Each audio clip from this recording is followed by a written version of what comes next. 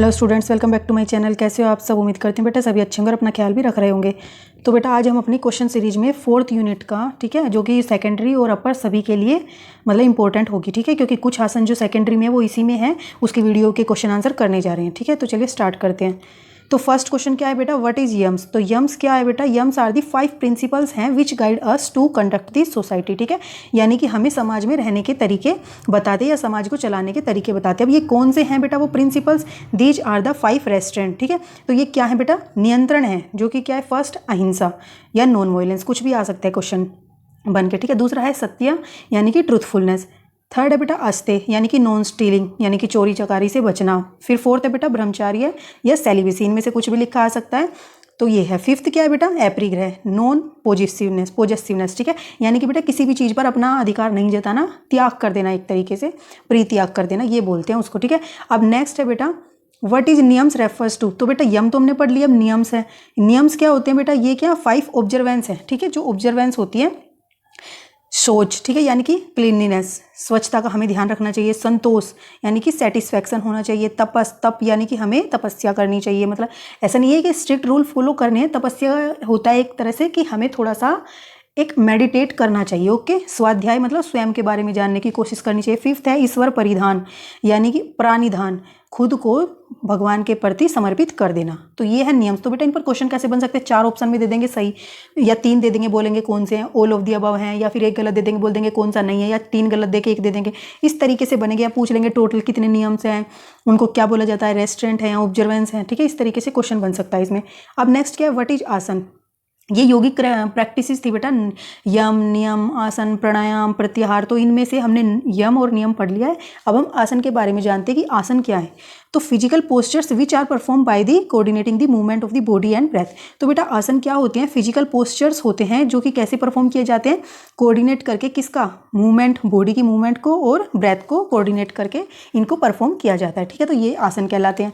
अब what is the meaning of pranayama. तो बेटा नेक्स्ट योगिक प्रैक्टिस क्या आ गई, प्राणायाम। तो प्राणायाम क्या होती है, extension and expansion of the breath, ठीक है, प्राण यानी कि, ठीक है, इसको प्राण भी बोल सकते हैं। तो ये क्या होती है, हमारी एक्सटेंशन या एक्सपेंशन होती है ब्रेथ की, मतलब कि हम यहाँ पर अपनी ब्रेथ पर कंट्रोल करना सीखते हैं प्राणायाम के थ्रू, ओके। अब प्राणायाम हेल्प इन इंक्रीजिंग, तो ये क्या करता है बेटा, ब्रेथ से रिलेटेड है, तो ये क्या करेगा, सप्लाई ऑफ ऑक्सीजन क्या है, ब्रेन में उसको इंक्रीज करेगा या फ्लो कराएगा। ब्रेन नहीं बेटा, मतलब कि होल बॉडी के अंदर ये क्या करेगा, सप्लाई को अच्छा करेगा। Which yogic practice regulates the breathing system. तो कौन सी योगिक प्रैक्टिस है जो क्या करती है, रेगुलेट करती है ब्रीदिंग सिस्टम को। तो बेटा ब्रेथ से रिलेटेड तो कौन सी है, प्राणायाम ही है, ठीक है। ये इस तरीके से याद करना है, इस पर क्वेश्चन बन सकते हैं डायरेक्ट। अब नेक्स्ट है बेटा in pratyahara what do we try to control, ठीक है। तो जो प्रत्याहार होता है उसमें हम क्या कंट्रोल करने की कोशिश करते हैं, आवर सेंसेस ऑफ हियरिंग। तो बेटा हमारी 5 सेंसेस होती है, तो उनको हम कंट्रोल करने की कोशिश करते हैं, ठीक है। कौन कौन सी हैं वो, हियरिंग है, सीइंग यानी कि देखना, स्मेलिंग सूंघना, टेस्ट, ठीक है, यानी कि स्वाद, और टच, ठीक है, स्पर्श। तो इन 5 पर हम कंट्रोल करने का कोशिश करते हैं प्रत्याहार के थ्रू, ठीक है। प्रत्याहार क्या है, एक यौगिक प्रैक्टिस है। How many senses organs we have. तो बेटा अब हम जो ये करते हैं, 5 सेंसेस होती हैं जो हम देख पाते, सुन पाते, ये किसके थ्रू करते हैं, तो सेंसेस ऑर्गन होते हैं वो कितने होते हैं, 5, ठीक है। तो आंखों के द्वारा देखते हैं, कानों के द्वारा सुनते हैं, जीभ के द्वारा टेस्ट लेते हैं, नोज के द्वारा सूंघते हैं और स्किन के द्वारा स्पर्श करते हैं, ठीक है। तो सेंसेस जो होती हैं उन पर कंट्रोल करते हैं, और सेंसेस मतलब कैसे काम करती हैं, सेंस ऑर्गन के थ्रू काम करती हैं, ओके। अब बेटा from where do we get stimulation. तो स्टिमुलेशन हमें कहाँ से मिलता है, मतलब सेंसेस को स्टिमुलेशन कहाँ से मिलता है, सेंस ऑर्गन से, ठीक है, यानी कि आंखों के द्वारा। नेक्स्ट क्या है बेटा, which yogic practice help us in getting control on our emotion. तो वो कौन सी योगिक प्रैक्टिस हैं जो क्या करती हैं, हमें अपने इमोशंस पर कंट्रोल करना सिखाती हैं।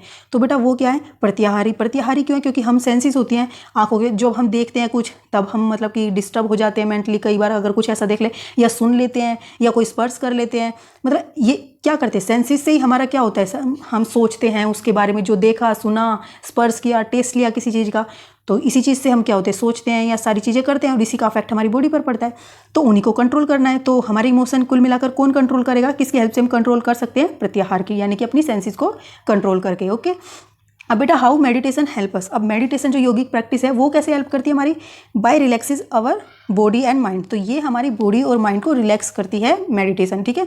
तो सभी का आप बारी बारी से जानते जा रहे हो कि हर योगिक प्रैक्टिस का क्या क्या फ़ायदा है हमारे लिए, ओके। अब मेडिटेशन हेल्प्स टू इंक्रीज, तो मेडिटेशन क्या हेल्प करती है हमारी, किसको इंक्रीज करने में, our ability to control concentration, ठीक है। तो कंसंट्रेशन को कंट्रोल करने में या उसको फोकस करने में हमारी हेल्प करती है ये, हम किसी भी एक पर्टिकुलर चीज़ पर अच्छे से ध्यान से उस काम को करने में हमारी मदद करती है, ठीक है। बिफोर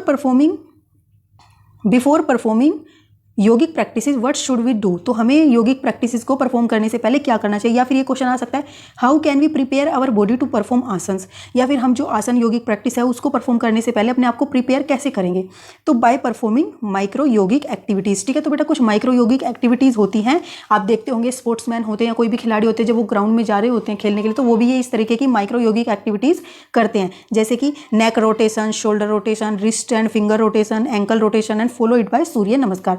तो इस तरीके की छोटी छोटी एक्टिविटीज़ करते हैं। अब ये जो सूर्य नमस्कार है बेटा ये भी हम कर सकते हैं, ठीक है, ये फॉलो कर सकते हैं, ऐसा कोई कंपलसरी नहीं है, क्योंकि ये तो टाइम के इसको अच्छा माना जाता है मॉर्निंग में करना है, ठीक है। तो ग्राउंड में जब जाएंगे तो कोई इसको तो परफॉर्म करेगा नहीं, ठीक है, और चाहे तो कोई कर भी सकता है। तो सूर्य नमस्कार को फॉलो किया जाता है माइक्रो प्रैक्टिस के बाद, और फिर इसके बाद आसन। तो क्वेश्चन ये भी बोला जाता है कि सूर्य नमस्कार जो है वो किस तरीके से एक्ट करता है, तो बेटा वो इन दोनों के बीच में एक तरीके से कोऑर्डिनेट करने का काम करता है, ठीक है। कौन से जो ये माइक्रो योगिक एक्टिविटीज़ होती हैं ये क्या करती है, वार्म अप का कार्य करती है। तो वार्म अप हो गया हमारा पहला स्टेप, और थर्ड स्टेप क्या हो गया, आसन। तो जो सेकंड स्टेप है बीच में वो क्या है, सूर्य नमस्कार, ओके। अब नेक्स्ट क्या है बेटा, हाउ डज आसन परफॉर्म, जो बेटा आसन्स होते हैं वो उनको परफॉर्म कैसे करते हैं, these are body position and postures which are perform in standing, sitting, prone और स्पाइन लाइन पोजिशन, ठीक है। तो बेटा ये 4 तरीके से परफॉर्म किए जाते हैं, और मैं इस पर भी वीडियो बनाऊंगी आपके लिए, ताकि आप कंफ्यूज ना हो कि कौन से स्टैंडिंग पोजीशन में होते हैं, कौन से प्रोन में, कौन से स्पाइन में और कौन से सिटिंग में, ठीक है। इसके ऊपर भी इसके बाद ही आपकी आज ही आ जाएगी वीडियो, हो सकी तो, नहीं तो कल तो डेफिनेटली आ ही जाएगी, ओके, ताकि आप कंफ्यूज ना हो। अब बेटा बात करते हैं garudasana. Garudasana is also known has, ये क्या है, आसन है। तो इसका दूसरा नाम क्या आप पढ़ चुके होंगे, मैंने सारी वीडियोस बना दी हैं, सभी 4 यूनिट की कंप्लीट, और सेकेंडरी लेवल की भी मैं बना चुकी हूँ कंप्लीट, ठीक है। अब हम क्वेश्चंस ही करेंगे, आज या कल तक कंप्लीट हो जाएंगे, परसों आप आराम से अपना क्विज कंप्लीट कर सकते हो, ठीक है। तो गरुड़ासन को क्या बोलते हैं बेटा, ईगल पोस्चर, क्योंकि इसमें क्या लगती है, हमारी जो शेप है हैंड्स की वो एक ईगल की चोंच की तरह लगती है, ओके। वाई दिस आसन इज कॉल्ड ईगल पोस्चर, तो बेटा इसको ईगल पोस्चर क्यों बोला जाता है, जैसा मैंने अभी बताया कि इसमें जो हैंड्स हैं with arms placed in front look like a beak of an eagle, तो ये ईगल की चोंच की तरह लगते हैं, ठीक है। विच आसन give this static stretching of the muscles of lower and upper parts, तो बेटा कौन सा ऐसा आसन है जो क्या करता है, स्टैटिक स्ट्रेचिंग, यानी कि एक तरीके से स्थिर, ठीक है, ज़्यादा भी स्ट्रेच नहीं करना, एक स्थिर जो स्ट्रेचिंग होती है वो कौन देता है, लोअर और अपर पार्ट को मसल्स के बेटा ईगल पोस्चर ही देता है, जो हमने अभी देखा, ठीक है। और ये कैसा था, स्टैंडिंग पोस्चर था।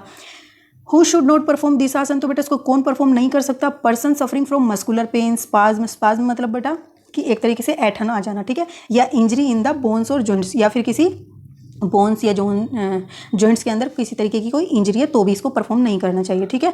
What is the meaning of Baddha Padmasana, तो बेटा ये बद्ध पद्मासन क्या है, to bind the Padmasana posture, तो जो पद्मासन पोस्चर हम सब जानते हैं, बस इसको अपने हैंड से क्या कर देना है, क्रॉस करके इसको बांधना है, तो इसलिए इसका क्या मतलब बन गया, बद्ध पद्मासन, ओके। इस तरीके से ही कोरिलेट करना है आपको।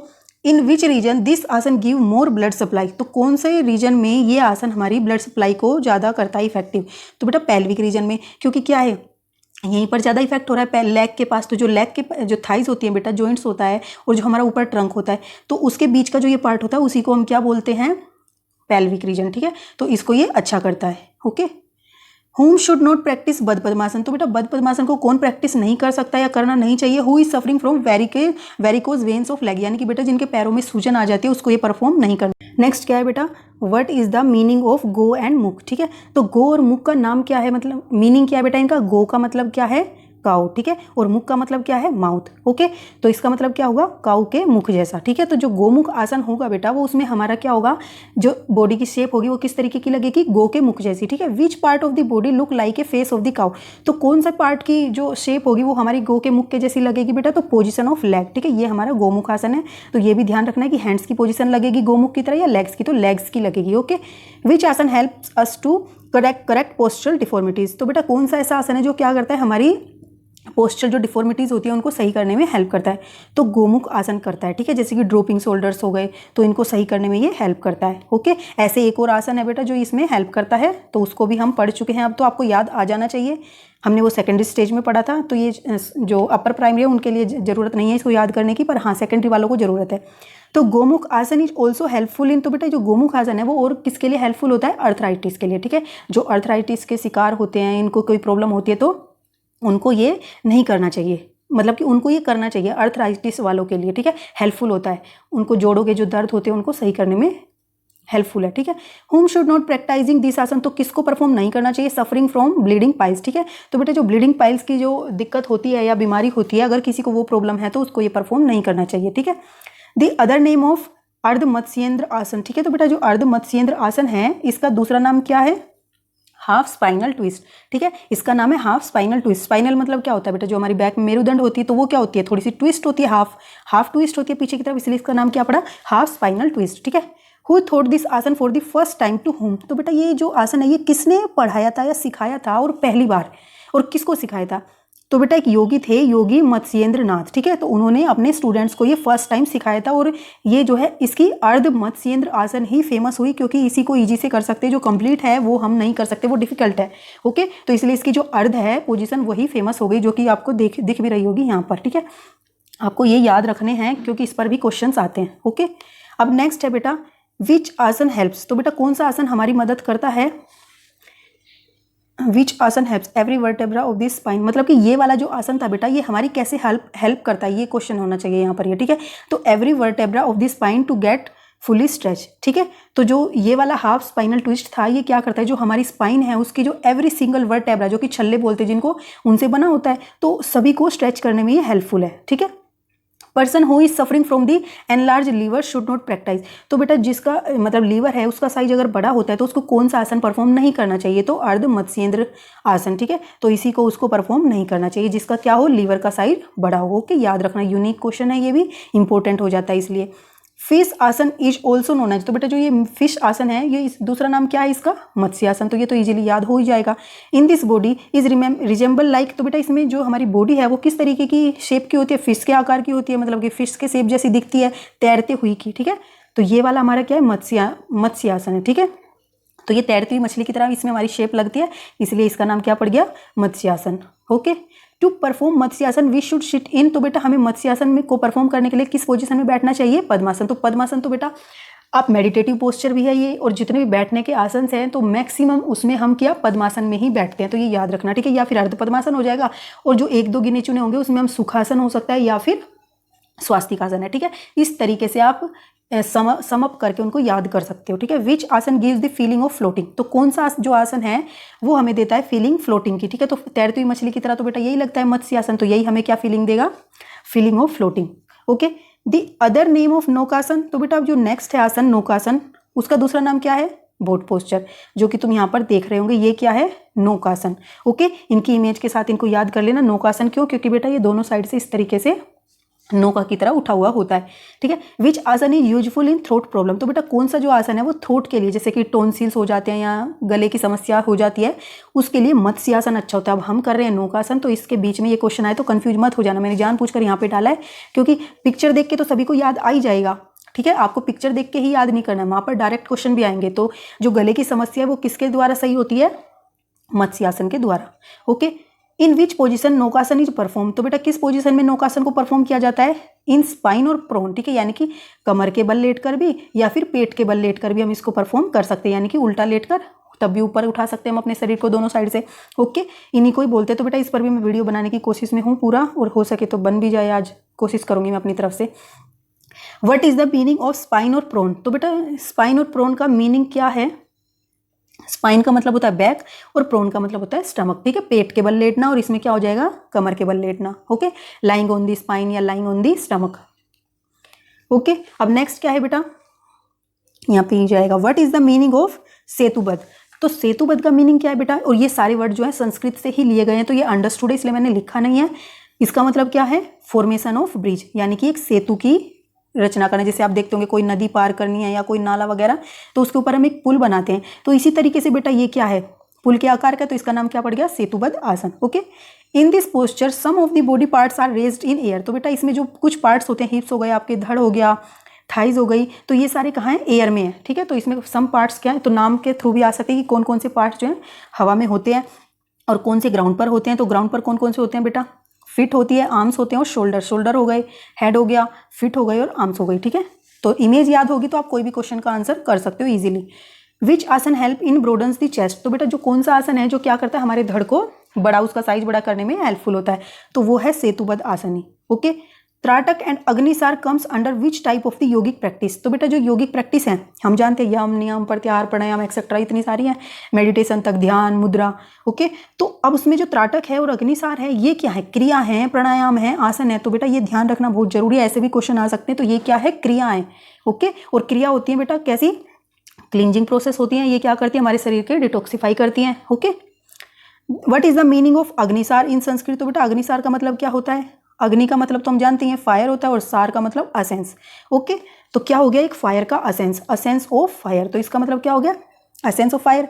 और डाइजेस्टिव प्रोसेस जो होती है बेटा उसी को हम कैसे जानते हैं, असेंस ऑफ फायर के नाम से जानते हैं। तो ये हमारी क्या है, अग्निसार क्रिया। ओके, इस तरीके से परफॉर्म की जाती है, ठीक है। अब बेटा ये भी है कि इसको हम दोनों तरीके से कर सकते हैं, बैठ के भी कर सकते हैं और इसको खड़े होकर भी कर सकते हैं। तो ये भी इंपॉर्टेंट हो जाता है। जैसे नौकासन में हमने क्या किया था, दोनों साइड से लेटकर किया जाता है, तो ये बैठकर और खड़े होकर दोनों तरीके से किया जा सकता है, ठीक है। अब Agnisar help in stimulate appetite और रिड्यूस कॉन्स्टिपेशन, ठीक है। तो डाइजेस्टिव प्रोसेस से रिलेटेड था, तो बेटा ये क्या कर रहा है, हमारी जो भूख है उसको अच्छा करता है और रिड्यूस करता है कॉन्स्टिपेशन की शिकायत को। ओके, अब नेक्स्ट है बेटा, the digestive process is suppose to be located in which area. तो बेटा जैसा कि अब आपको पता है हम कहाँ पर करते हैं, जो हमारा ट्रंक पार्ट होता है नाभि के पास, वहीं पर इस क्रिया को परफॉर्म करते हैं। तो इसका मतलब यहीं पर ये इसको क्या करेगी, हमारे जो क्या नाम है, जो भी बॉडी पार्ट्स यहाँ पर होंगे उन्हीं को डिटॉक्सिफाई करेगी, ठीक है। और यहाँ पर किसको माना जाता है, डाइजेस्टिव प्रोसेस को यहाँ पर लोकेटेड माना जाता है नाभि के पास में, ठीक है। तो यही क्वेश्चन है कि डाइजेस्टिव प्रोसेस कहाँ पर लोकेटेड मानी जाती है, नेवल रीजन में, क्योंकि यहीं पर हमारा स्टमक होता है, इंटेस्टाइन होती है, जहाँ पर क्या होता है, हमारा पाचन होता है भोजन का। Okay, person with chronic diarrhoea should not practise. तो बेटा जिसको क्रोनिक डायोरिया होगा या डायरिया होगा तो उसको कौन सी प्रैक्टिस नहीं करनी चाहिए बेटा, ये अग्निसार वाली ही नहीं करनी चाहिए, याद रखना। ओके, अब बेटा नेक्स्ट है, in sheetkari pranayama which type of sound is produce. तो बेटा ये शीतकारी प्राणायाम है जो परफॉर्म करना है, इस तरीके से होता है। यहाँ पर ये एरो से दिखाया भी गया है कि इसमें हम क्या करें, मुख में सांस ले रहे हैं। ओके, तो इसमें किस तरीके की साउंड आती है, शी, मतलब कि सी, ऐसे करोगे ना अंदर की तरफ एयर लोगे तो अपने आप ही आती है, फिर शीत ऐसे सुनाई देगी। और कब आती है ये बेटा, ये भी इंपॉर्टेंट है कि इनहेल करते हुए, कई बार एक्सेल में आती है साउंड, तो अलग अलग प्राणायाम में अलग अलग तरीके से साउंड प्रोड्यूस होती है। ओके, तो एक ये भी है कि प्राणायाम के अंदर हम एक साउंड भी प्रोड्यूस करते हैं, मोस्ट के अंदर, हर एक के अंदर तो नहीं, तो ये भी एक इसके लिए यूनिक बात हो जाती है। ओके, नेक्स्ट, और बेटा बैठे किसमें, इसमें पद्मासन में। तो मैक्सिमम जितने भी सिटिंग पोस्चर है वो पद्मासन में पहले बता चुकी हूँ। Which asana helps in controlling the thirst और हंगर। तो बेटा ये शीतकारी प्राणायाम था जो हमको क्या देगा, ठंडक देगा। अब ठंडक देगा तो क्या होगा, हमें प्यास कम लगेगी, तो इसका मतलब क्या हुआ, हमारी जो प्यास थी उसको भी कंट्रोल किया और भूख को भी कंट्रोल करेगा, ठीक है। अग्निसार क्या होती है, अच्छा बनाती है, भूख बढ़ाती है। और जो ठंडी होगी अग्निसार क्या होती है, मतलब कि एक तरीके से कह सकते हो कि गर्मी वाली होती है। अब ये जो शीतकारी है तो ये ठंड वाली होती है। तो अब ये क्या करेगी, ये उसका उल्टा काम करेगी, ये हमारी भूख को और प्यास को कम करेगी और वो हमारी भूख और प्यास को अधिक करेगी, ठीक है। तो जैसी जैसी जिसकी जरूरत हुई तो उस तरीके से इसको परफॉर्म करते हैं लोग, ठीक है। अब to perform pranayama we should sit in. तो बेटा प्राणायाम को परफॉर्म करने के लिए हमें किस पोजीशन में बैठना चाहिए, तो मेडिटेटिव पोस्चर में बैठ सकते हो, कोई भी पद्मासन, सुखासन या फिर अर्ध पद्मासन या स्वास्तिकासन। ओके, अब यहाँ पर विच आएगा बेटा, which asana helps in reducing the irritation. तो बेटा कौन सा ऐसा आसन है जो क्या करता है, हमारी मतलब कि इरिटेशन जो होती है उसको रिड्यूस करने में हेल्प करता है। तो ये शीतकारी, क्योंकि बेटा गर्मी की वजह से ही हमें खुजली, घमौरिया वगैरह ऐसी शिकायतें होती है, तो जो शीतकारी परफॉर्म करेंगे तो शरीर में क्या होगी, ठंडक पहुंचेगी, जिसकी वजह से क्या होगा, इरिटेशन अपने आप ही दूर हो जाएगी। ओके, अब नेक्स्ट क्वेश्चन क्या है बेटा, which asana should not practice in the cold weather. तो कोल्ड वेदर में कौन सा नहीं करना, जो हमें ठंडक पहुंचाता है पहले से ही। अगर हम ठंड में करेंगे तो और ज़्यादा ठंडक, इसका मतलब कि कुल्फी ही जम जाएगी। तो जो शीतली होता है और शीतकारी, इन दोनों को ही परफॉर्म नहीं किया जाता, ठीक है। ये दोनों ही क्या होते हैं, ठंडक पहुंचाने वाले होते हैं। Who should not practice in this sheetkari और शीतली, ठीक है। तो किसको प्रैक्टिस नहीं करना चाहिए बेटा, एक तो लो बीपी होता है, मतलब कि इसका मतलब वो पहले से ही ठंडा हुआ होता है लो बीपी के कारण, तो उसको नहीं परफॉर्म करना, इजीली याद कर लोगे। और अस्थमा, ठीक है, जिसको अस्थमा की प्रॉब्लम हो, ब्रोंकाइटिस की प्रॉब्लम है या कॉन्स्टिपेशन की, ठीक है, तो उनको ये परफॉर्म नहीं करना है। अब नेक्स्ट क्वेश्चन क्या है बेटा, the bhramari word is derive from which word. तो जो भ्रामरी है बेटा ये भी एक प्राणायाम है, ठीक है। तो ये किस वर्ड से लिया गया है, भ्रमर, ठीक है। संस्कृत में वर्ड है भ्रमर, और भ्रमर किसको बोलते हैं बेटा? भंवरा को हिंदी में, ओके। अब मीनिंग ऑफ भ्रमर क्या है? ए ब्लैक हमिंग बी, ठीक है। तो जो भंवरा होता है बेटा वो इस तरीके की साउंड प्रोड्यूस करता है जो कि इसमें प्रोड्यूस होती है। Why it is known as bhramari pranayama, इसको भ्रामरी प्राणायाम क्यों बोला जाता है? एक बार ये देख लो बेटा, भ्रामरी प्राणायाम है क्या? इमेज को याद कर लो, अपने दिमाग में रख लो। इस तरीके से परफॉर्म की जाती है। इसमें ऐसी आवाज़ आती है जैसे कोई मक्खी वगैरह या कोई भंवरा भिनभिना रहा हो, ओके। अब because in this sound resembling the sound of a black bee is produce, तो इसमें बेटा जो जैसे कि ये भंवरे होते हैं उनकी जो साउंड प्रोड्यूस होती है इस तरीके की हम साउंड प्रोड्यूस करते हैं, तो इसलिए इसका नाम क्या रखा गया? भ्रामरी प्राणायाम, ठीक है।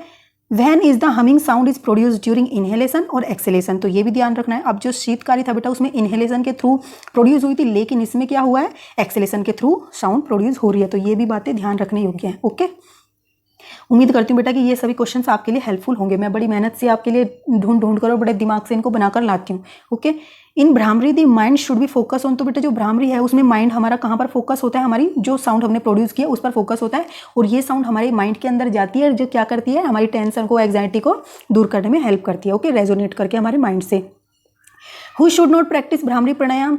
हैविंग ईयर इन्फेक्शन, तो बेटा जिसको ईयर का इन्फेक्शन हो उसको ये परफॉर्म नहीं करना चाहिए, क्योंकि इसकी वजह से क्या होता है? एक हमारे माइंड में एक तरीके की एक वाइब्रेशन जनरेट करती है, ठीक है। अगर किसी को ईयर इन्फेक्शन है तो उसके लिए दिक्कत कर सकती है, तो उसको ये परफॉर्म नहीं करना है, ठीक है। ये यूनिक क्वेश्चन है, याद कर लेना। इन Sheetkari and sheetali we inhale और एक्सेल थ्रू, अब बेटा शीतकारी जो शीतली होते हैं उसमें हम क्या करते हैं? इनहेल और एक्सेल करते हैं। तो इनहेल किसके थ्रू किया जाता है बेटा? बाकी जितने भी पोस्चर्स हैं उनमें हम इनहेल करते हैं अपनी नोस्ट्रिल के थ्रू, लेकिन इसमें हम किस तरीके से इनहेल करते हैं? इसमें हम इनहेल करते हैं अपने माउथ के थ्रू, ठीक है।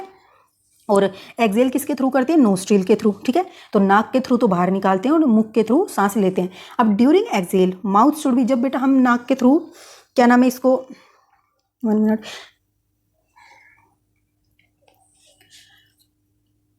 अब बेटा जब हम नाक के थ्रू इसमें क्या करते हैं? श्वास को बाहर निकाल रहे होते हैं, तो उस टाइम पर हमारा जो मुंह है वो बंद होना चाहिए, ठीक है। यानी कि हमें मुख के द्वारा सांस को बाहर नहीं निकालना है, ओके।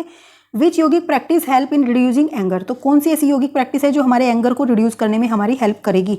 तो भ्रामरी प्राणायाम ही है, हमारी ये माइंड को शांत करती है, तो इससे क्या होगा बेटा? हमारा जो एंगर है वो भी कंट्रोल हो जाएगा, okay. Pitch of the sound in this pranayama should be low pitch sound, ठीक है। तो बेटा जो पिच होगी साउंड की इस प्राणायाम के अंदर वो किस तरीके की होगी? लो पिच, यानी कि आपको ज़्यादा चीख चिल्लाकर आवाज़ नहीं निकालनी है, बहुत ही सॉफ्ट साउंड निकालनी है जो कि आपके माइंड तक पहुंच पाए, ओके। अब बेटा नेक्स्ट क्वेश्चन क्या है? What is the position of thumb in bhramari pranayama, तो बेटा जो थंब की पोजीशन है भ्रामरी में वो क्या होनी चाहिए? हमारे कानों के ऊपर होनी चाहिए, हैंड्स और फिंगर हमारी आईज पर और फोरहेड पर होनी चाहिए, और जो लास्ट वाली होती है बेटा लिटिल फिंगर वो हमारी नोज की नोस्ट्रिल पर होनी चाहिए, okay. Thumb should be close both the ear, ठीक है। In which condition bhastrika pranayama should not be practise, जैसे बेटा कोल्ड वेदर में हम किसको परफॉर्म नहीं कर सकते? शीतली और शीतकारी को, तो इसको हम किसमें? एक्सट्रीमली हॉट वेदर में परफॉर्म नहीं कर सकते भस्त्रिका प्राणायाम को, ठीक है, क्योंकि इससे क्या होती है? ऊर्जा उत्पन्न होती है। तो बेटा ये आपके थे कुछ 4th यूनिट से रिलेटेड क्वेश्चन जो कि आप सभी के लिए बहुत ही इंपॉर्टेंट थे, और काफ़ी इंपॉर्टेंट क्वेश्चन इसमें से बन सकते हैं, तो जो कि मैंने अपनी कंप्लीट कराई दिए हैं। अब जो कुछ क्वेश्चंस बचे हुए हैं बेटा उस पर मैं वीडियो बनाने की कोशिश करूँगी अगर बन पाई तो, नहीं तो मैंने अलग अलग तो बना ही दिए हैं सबके लिए वीडियोज़। आप वहाँ से एक एक को उसमें भी डिटेल से समझाया है, आप वहाँ से भी इनको अच्छे से पढ़ सकते हो, ठीक है। तो बेटा इस वीडियो में इतना ही, तो तब तक के लिए ऐसे हंसते रहिए, मुस्कुराते रहिए, पढ़ते रहिए, आगे बढ़ते रहिए। Thank you.